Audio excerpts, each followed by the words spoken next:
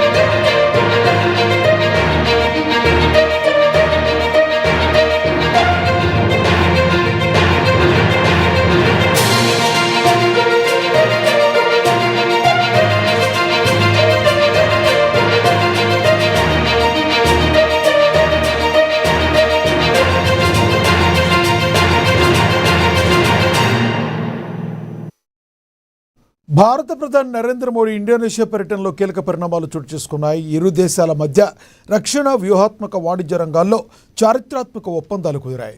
భారత రక్షణ రంగానికి చెందిన అస్త్ర, బ్రహ్మోస్ క్షిపణుల కొనుగోలుకు ఇండోనేషియా సిద్ధమైంది.